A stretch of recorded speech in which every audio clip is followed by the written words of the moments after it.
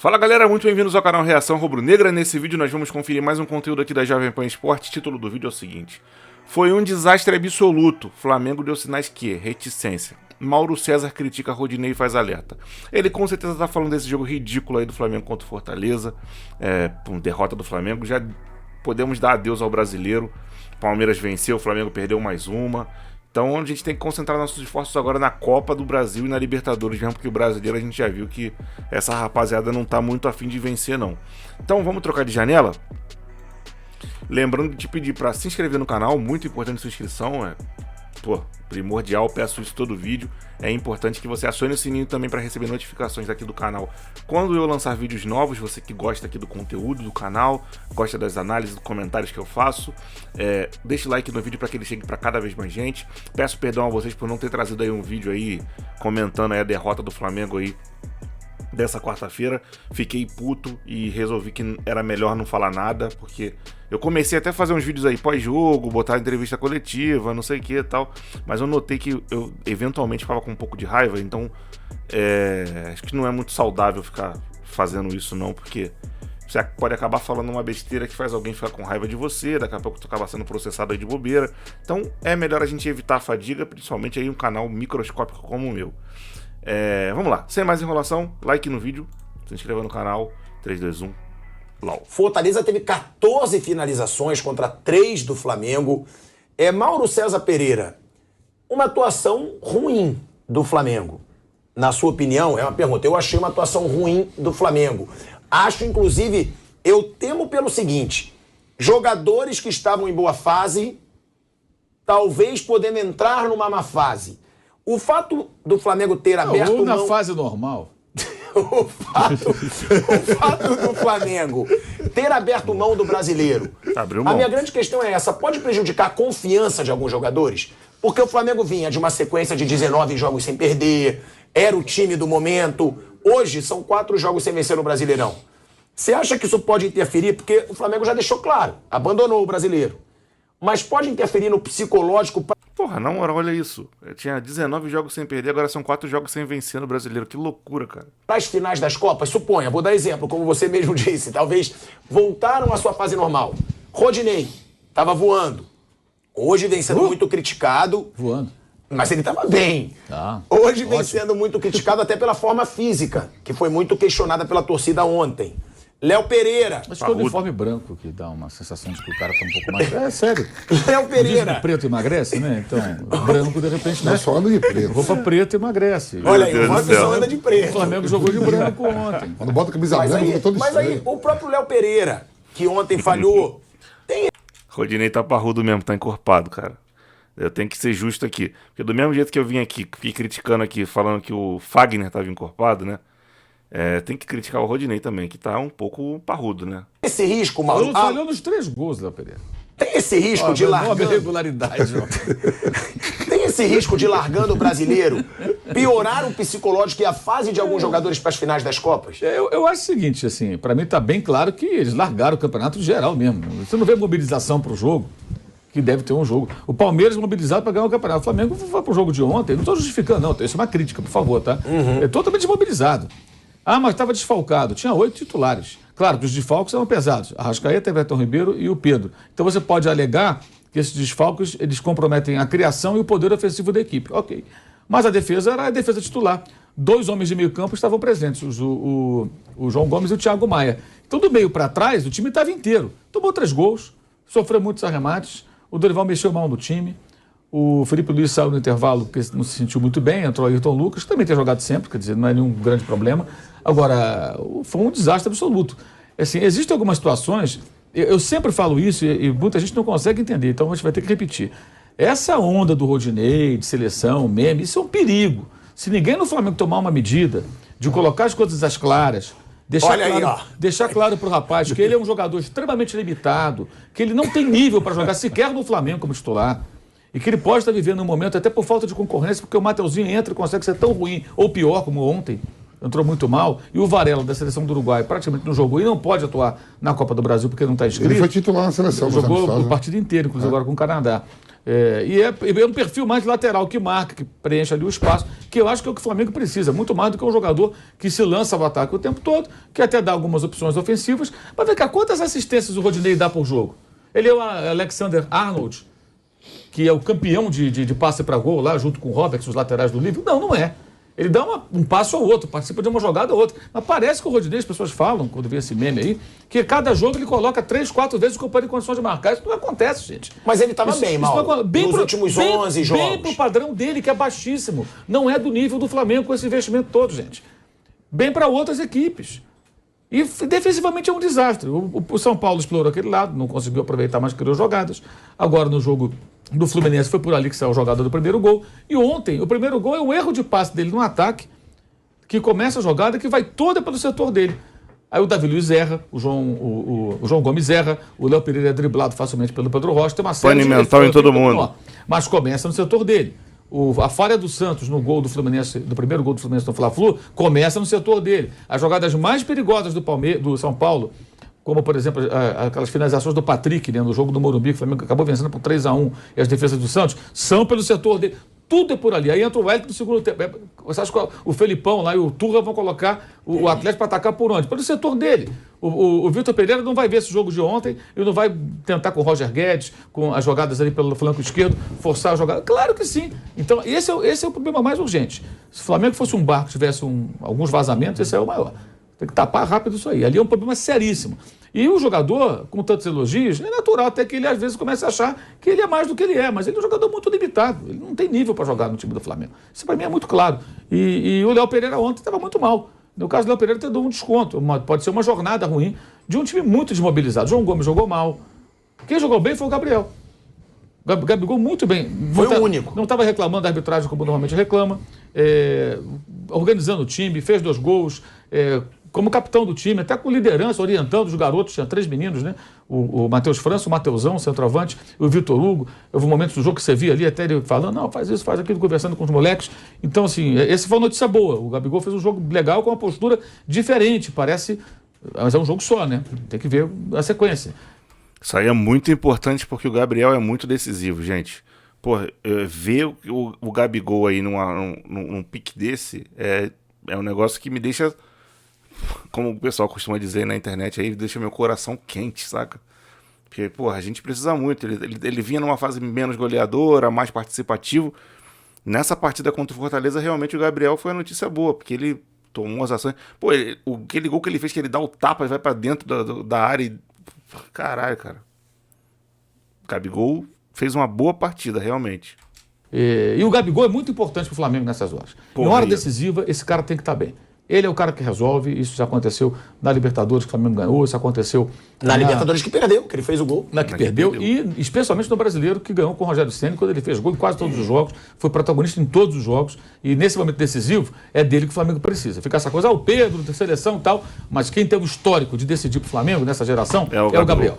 E eu acho que ele estando bem é muito importante, e acho que foi uma notícia boa. O Dorival acho que precisa apertar os parafusos, fazer uma análise. Porque tá jogando mal também, né, Acho Mauro? que vale a pena testar o Varela nesses jogos agora, pensando na final da Libertadores. Dá ritmo. Que pode ser uma opção. Dar ritmo para esse cara, para poder contar com ele, porque ele tem um problema sério na lateral direita. E o Léo Pereira, prestar muita atenção para ver o que está acontecendo. Eu vou até mais longe. Se eu sou o Dorival, eu testo o Fabrício Bruno na lateral para jogar contra o Corinthians. Na lateral direita, zagueiro. Para jogar ali, para não deixar esse buraco ali escoando água ali, esse vazamento. Eu testo num jogo o Fabrício Bruno na lateral direita. Eu não confio no Rodinei. Pô, mano, será, cara? Meter um zagueirão ali pela direita? Deixa nos comentários aí o que vocês acham a respeito disso. Será que valia a pena, mano? Meter um Fabricião Bruno ali e blau, fecha. Aí a gente vai ficar com uma linha de 4 que não avança muito, né? O Felipe Luiz ali é um pouco mais vai timidamente pro ataque, né? Um pouco mais conservador. E o Fabrício Bruno com certeza não vai avançar pela direita, não vai ter essa velocidade, mas ele reforça a marcação pelo aquele lado ali, né? Acho que essa fase dele, ela empolga as pessoas por jogadas ofensivas, E o Flamengo, ele pode participar, pode dar opção, pode criar uma situação ou outra, mas o problema lá atrás é grave. E ontem isso ficou claro de novo. Os sinais estão sendo dados, a questão é ter capacidade de entender. Agora, sempre pode haver a dúvida. Virou o fio ou houve uma desmobilização? Eu achei o time muito desmobilizado. Repito, isso não é uma justificativa, é uma crítica. O time ficou 10 dias sem jogar, aí chega lá no Ceará para jogar com o Fortaleza, chega como se fosse um jogo nada a ver. E o Vojvoda foi muito bem, né? Ele mexe no time muito bem, o Fortaleza começa a agredir o Flamengo no final, encurrala o Flamengo contra o seu campo. O time estava todo desfigurado, estava em campo já o filho do Beto, né? O Pedrinho, os moleques, né? O Peterson. Pô, esse Vojvoda é muito bom treinador, hein, cara? O trabalho que ele faz no Fortaleza é digno de realmente reverência da nossa parte. O Peterson, né, o garoto também, que jogava copinha esse ano agora aqui. O time estava todo modificado, um monte de moleques em campo, e o Vojvoda mexeu bem no time e colocou o Otero numa situação muito interessante. O Otero é basicamente um chutador, né? O Otero, ele, como jogador, ele faz bem uma coisa, ele chuta pra caramba. Com bola rolando, mas ele bate muito bem na bola. Aí o Otero começou a bater falta, escanteio, de tudo quanto era lado. E começou ali a criar situações. E numa dessas surgiu o gol da justa vitória do Fortaleza, da vitória por 3-2. O Fortaleza já tem a pontuação agora que vai ficando cada vez mais... Engraçado isso que o Vampeta falou a respeito aí que o Otero parece o Marcelinho Carioca batendo na bola. No tempo que eu acompanhava nos anos 90, eu achava que o Marcelinho Carioca era tipo esse Otero aí também, cara. Eu não me recordo tanto de ficar vendo o Marcelinho fazer tanta, assim, jogada de efeito e conduzindo bola, não sei o que. Ele era um cara mais de toque de bola ali, 2 toques, não sei o que. Eventualmente um lançamento ou outro. E chute pro gol, mano. Batendo falta ele era letal, escanteio o cara era letal. Mas ele não era um tipo do meio campista de conduzir a bola, de levar a bola ao ataque, assim, saca? Driblar 1, 2, fazer uma jogada. Acho que a única vez que eu vi ele fazendo um negócio desse foi quando ele fez aquele golaço de placa lá na Vila Belmiro, lá. Casa Grande dá bola nele, ele dá um chapéu no maluco e faz um golaço pra cima do Edinho. Livre de risco de rebaixamento. E o Vojvoda muito bem, conhecendo os jogadores, mexendo no time bem e colocando o Fortaleza para empurrar o Flamengo para o seu campo até alcançar a vitória. Acho que o Dorival não foi bem nas mexidas e o time não estava desfalcado do meio para trás. Os desfalques eram do meio para frente, inclusive reservas, né? Com Cebolinha e com o Marinho, que não podiam jogar. E no meio ele não tinha realmente o Vidal, né? Que seria uma opção, o Varela e o Pulga, que praticamente não jogaram esses dois. Então não dá para fazer, grandes desfalques e tal. Mas o Arrascaeta não jogou, então você pode questionar a criação. Jogou bem o Matheus França, achei que o garoto foi bem, falta ele entender um pouco mais, que é normal, tem 18 anos, completou outro dia. Entender que o jogo de profissionais é diferente, é mais contato, é mais físico, tem que ser mais rápido para soltar a bola, às vezes acho que ele prende um pouquinho, vai um pouco mais devagar, mas acho que isso ele vai aprender. Vitor Hugo discreto, e o Mateusão é centroavante, acho que ele fez a partida correta, sofreu um pênalti. É um cara, não tem o recurso do Pedro, claro, então ele fica ali brigando no meio dos zagueiros. Para um primeiro jogo como titular, acho que ele correspondeu. Foi aceitável a atuação dele. Mas, mas a equipe foi muito mal. A gente vai para um break na Rádio Jovem Pan. Seguimos no YouTube. Pode falar, Mauro. Não é isso. Agora, no geral, foi muito mal. O Flamengo fez uma partida muito ruim. Acho que são sinais que tem que ser bem observados. Sábado é o Bragantino no Rio. Quarta é o Internacional no Rio. Os dois que se enfrentaram ontem do 0-0 no Porto Alegre. Então são 2 jogos para ele testar bem o time. Acho que sábado ele vai colocar um time misto. E quarta, acho que ele vai de time completo contra o Inter. É o que eu imagino que ele faça. E acho que ele tem que fazer algumas experiências e pensar bem no que ele vai fazer. Por isso que eu falei, eu testaria, inclusive, o Fabrício Bruno de lateral. Não como 3 zagueiros, lateral mesmo. Como lateral, para quê? Para uma necessidade. Até durante o jogo, eu sabia o que eu posso fazer. Se eu não posso ter o Varela contra o Corinthians, eu não posso. Pode confiar no Mateuzinho? Rodinei tá mal, põe o Mateuzinho. Não vai adiantar nada. O buraco vai continuar existindo. E todo mundo vai jogar por ali. Ali você perde um campeonato. Numa jogada dessa você comete um erro que pode ser fatal. E assim, até porque os laterais do Atlético Paranaense, por exemplo, e do Corinthians são fortes. Então tem que tomar muito cuidado. Acho que ele tem aí um momento de um ajuste, de observações e de ter opções. Quando eu falo testar, é treinar e colocar o cara para jogar ali, de repente, uma parte do jogo, para numa situação X ele falar, eu preciso fechar isso aqui, tá complicado. Ele pode estar ganhando um jogo. E do lado do Rodinei é um problema, né? É um problema muito sério. O Rodinei falhou contra o Fluminense e falhou de novo ontem. O que acontece? Como ele deixa os espaços por onde o adversário ataca. Aí os adversários, quando o Davi Luiz corrige a bobagem lá, o Davi Luiz fez a cobertura. Quando o Davi Luiz falha, falhou o Davi Luiz, mas cadê o lateral? Ontem teve uma jogada, o Flamengo tinha acabado de empatar o jogo. O Gabigol veio receber a bola na lateral direita para fazer a saída. O Rodinei estava já no intermediário de ataque. Ele se manda. Gente, ele é um jogador da linha defensiva. Ele não pode desgarrar a todo instante. O Flamengo não joga com linha de 3 e um lateral que ataca o tempo todo. Nem é mais aquele sistema do Rogério Ceni, que o Isla atacava o tempo todo, o Felipe Luiz ficava, formava quase que um trio de zagueiros. Não. O Flamengo joga linha de 4. Ele tem que compor a linha de 4. Ele não pode desgarrar toda hora. Então o time sai jogando, ele não pode se mandar o tempo todo. E ele se manda, por quê? O pessoal elogia, ele faz uma jogada ou outra boa, vira meme. Normal, o cara se empolga, ele fala, eu vou para ataque, é lá que eu apareço. Só que ele tem uma função defensiva, ele é o homem da linha defensiva. E aí já gera esse efeito dominó. Para mim isso é muito claro, acontece há muito tempo. E essa coisa de dirigente, o Dorival não pode cair nessa. Colega de time, ou técnico no caso, embarcar nesse oba-oba, isso é um perigo. O Flamengo é mestre com o oba-oba. Tem que ter alguém com seriedade ali para tomar uma decisão séria com relação a isso. O Flamengo pode perder campeonatos importantes por conta dessa deficiência grave na lateral direita, que não é culpa nem do Rodinei, nem do Mateuzinho, nem do Dorival. Aí é culpa da diretoria, que contratou, por exemplo, um Cebolinha de 13, 14 milhões de euros e não contratou um bom lateral direito. Como em 2017, o Flamengo perdeu a Copa do Brasil para o Grêmio, porque não tinha goleiro. O Flamengo tinha o Muralha, que veio do Figueirense, e o Paulo Vitor, que era um goleiro de nível também abaixo do que deveria ser. O Paulo Vitor foi para a Turquia. Aí ficou o Muralha. Eu me lembro que eu perguntei a um dirigente do Flamengo na época, cara, você vai contratar um goleiro? Não, confiamos no Thiago. O Thiago era um garoto da base, nunca tinha jogado no profissional, era o reserva do Flamengo. Aí na final da Copa do Brasil, o Muralha tinha falhado 80 mil vezes, né? Inclusive o jogo contra o Santos, que ele falhou 2 vezes lá na Ilha do Governador, tentou driblar, perdeu a bola, um desastre. O Thiago foi jogar, o Flamengo sua para fazer um gol com o Paquetá, 1-0. Aí o Thiago falha, o Arrascaeta, pelo Cruzeiro, empata o jogo. Aí o Flamengo vai jogar em 0-0, condições iguais, jogo de volta. O Thiago se machuca.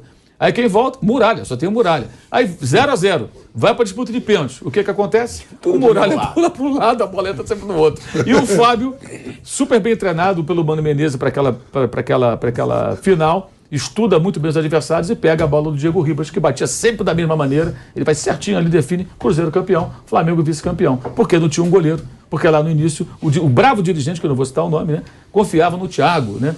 Enfim, é difícil saber quem era o dirigente, então, só pesquisar um pouquinho. Eu vou voltar aí pra Rádio Jovem Pan. Estamos de volta à Rádio Jovem Pan. Porra, nessa história aí, eu sei que na sequência disso aí, se não me falha a memória, chegou o Diego Alves, mas aí ele já chegou e aí ele não podia jogar algumas competições, já se lesionou na outra. Daí precisaram chamar o César de volta, que estava emprestado na Ferroviária, nem jogava, passou pela Ponte Preta, nem jogou. E o César foi heróico nessa reta final aí do Flamengo. Se não me falha a memória, não me lembro agora se foi em 2018 ou 2017, mas teve uma história dessa também. Também por causa do Alex Muralha, que ninguém queria que jogasse. Acho que foi nesse ano aí. Aí o Diego Alves chega, mas ele não pode jogar, e quando ele joga, ele sofreu acho que uma fratura na clavícula, um negócio desse, uma lesão feiona. Um maluco deu um encontrão nele, ele deu um blau, caiu todo fodido. E aí não podia mais jogar, o Flamengo teve que buscar o César para salvar. Eu me lembro da partida do Flamengo contra, não sei se foi o Independiente, um time desse aí, da estrangeira, Júnior Barranquilla, uma porra dessa, que o César pegou até pênalti, ele tava dando câimbra toda hora, todo ruim, muito tempo que ele tava sem jogar, mas cara, ele fechou o gol. Absurdo. Uma das melhores atuações do César com a camisa do Flamengo. Então, como ele gosta de falar pra rádio, pro YouTube, defende o Rodinei agora, pô. Porque você falou que era pra ele ir pra seleção brasileira. Ele gosta porque ele aposta contra o Flamengo. Deixa o Rodinei em paz. Você falou. Quando eu cheguei aqui, Bruno, quando eu cheguei aqui, que ele falou assim pra mim, você viu o Rodinei como tá gordo, tá fora de forma? Como engordou. Como engordou. Você não falou isso pra mim? Não, não me queima também. Eu falei, você viu como ele engordou? O programa de informação. Eu acho que foi a roupa. Falei, você viu como ele engordou? Aí o Mauro já falou. branco. Parlamento branco. Aí tem esse negócio de rodízio, jogador joga, não joga. E eu gosto de ver filme, né? Sabe que tem um cinema, né? E aí eu tava vendo o Gladiador. O Gladiador lá, que o filme Gladiador. O Máximos. Aí você vê que ele chega assim e pergunta para um serviçal dele, que ele quer fugir. Ele falou, aonde tá meu exército? Aí o cara falou assim pra ele, tá lá em Ostia. Ostia, acho que era Alemanha no passado. Né? Tá lá em Ostia. Como estão eles? Estão entediados e gordos. Louco pra lutar. Então tá dando muita folga pros caras, os caras estão com medo. Você acha ruim isso? Estão entediados e não querem lutar, Porque não querem jogar. Tem 8 dias aí pra Então, isso eu tô falando, eu lembrei do filme, quando ele sempre falou pra mim aqui, Ele sabe que eu assisti o Gladiador. as frases dos personagens. É espetacular. É que até dentro do que o Vampeta falou, pode ter uma desmobilização, mas não é tão automático. Agora liga o botão de novo e vamos, né? Eu tô falando, na hora que você me falou, será que tá acontecendo o que aconteceu no filme lá? Então, todos gordos, entediados e não querem lutar. Folga demais, eu fui boleiro. Folga demais pra boleira, churrasco e festa. Foram 10 dias. Entre o jogo. Boleiro tem que estar jogando, ó. Boleiro solteiro, com o dinheiro que ganha. Com a pacoteira que tem, leva as naves, todo mundo recolhe o celular e tem um ou outro que dá um mole, que deixa o celular e estoura. Você lembra um churrasco que teve no Flamengo, que o zagueiro, sei lá no Rio, que o cara filmou por cima? Foi o churrasco lá do Pará, Everton, lembra aquele Aquilo churrasco? foi o bonde da Estela, né? É, isso aí. Ficou conhecido. Bonde da Estela foi pica, maluco. Caralho. Porra, Marcelo Cirino, Pará, Everton, caralho, cara. Paulinho 762. Tinha o... Vamos lembrar aqui. Pará. Foto aqui. Galera, tô Pega a falando, foto não, aqui, a gente lembra do O jogador. boleiro tem que botar pra jogar. O Flamengo é maravilhoso. Isso aí eu tô falando solteiro. E os caras casados arrumam alguma coisa, vem até com as negaventas. Aí, ó. Eles aí. Olha aí o bonde aí, ó. Olha aí, ó. Ó, Teve esse. quem tá ali, ó? Anderson Pico. Cirino, Anderson Everton, Pico. Pará, Everton, Paulinho. Pará, Paulinho. Olha lá. Quem é aquele outro ali? O Val? Não sei quem é aquele outro ali. Não, acho que 2 não são jogadores. É o Anderson Pico, é o Cirino, o Pico é o primeiro. Everton, Paulinho lá atrás. Os caras e o acham Pará. rapidinho, né? Você vê como acha rapidinho? Bonde da Eu tô falando. Estela. É Conhecido como Eu tô Bonde da falando. Estela. E é verdade, velho, boleiro você tem que concentrar, botar pra jogar e quando tiver meio de férias, das férias. Porque com dinheiro no bolso, no Rio de Janeiro, irmão. Bom, cara, depois dessa derrota pro Fortaleza aí, a gente tem que realmente remobilizar, né? Os jogadores têm que se condicionar novamente de que tem que ganhar esses títulos aí esse ano aí pra poder honrar nosso manto. E, cara, eu tô pensando até agora no que o Mauro falou de botar o Fabrício Bruno como lateral direito, cara. Porque, veja bem, assim, vamos botar aquele teste no próximo jogo aí. Ele bota o Fabrício Bruno como lateral direito e o Ayrton Lucas no lugar do Felipe Luiz, dá liberdade a ele de atacar. Porra, de repente isso pode funcionar, mano. Porque o Ayrton Lucas, por mais que é um cara que se lança bastante, ele compõe também bem. Ele é um bom lateral. Eu acho que a gente ficaria mais guarnecido. Se botar o Felipe Luiz, fica legal também, mas o Felipe não avança muito. Que obviamente o Fabrício não vai avançar. Então, né? Isso pode dar ao Felipe Luiz a liberdade para construir por dentro, o que pode ser uma boa. Cara, só vendo realmente, mas eu acho muito. Eu acho pouco provável, de verdade, não o pouco provável do Marcos Braz, mas acho pouco provável o Dorival fazer isso daí. Eu acho que ele realmente vai lançar a mão do Rodinei aí e a gente vai para aquele Deus nos acuda. Nessa partida contra o Corinthians, nas 2 partidas e na final da Libertadores aí. Que Deus abençoe nosso Flamengo, gente. Só São Judas Tadeu mesmo pra abençoar nosso rubro-negro. Vamos trocar de janela? Deixe comentários aí sobre isso que a gente viu aí nesse vídeo, sobre o que eles falaram. O que você acha dessa ideia de botar o Fabrício Bruno como lateral direito pra fechar aquele setor e estancar esse sangramento. Se não quiser comentar sobre isso, me diz só de que cidade e que estado você é, pra gente saber até onde esse vídeo tá chegando, então de voltar amanhã da torcida do Flamengo. E é isso aí. Vou ficando por aqui. Grande abraço pra todo mundo. Fique todo mundo na paz e fui.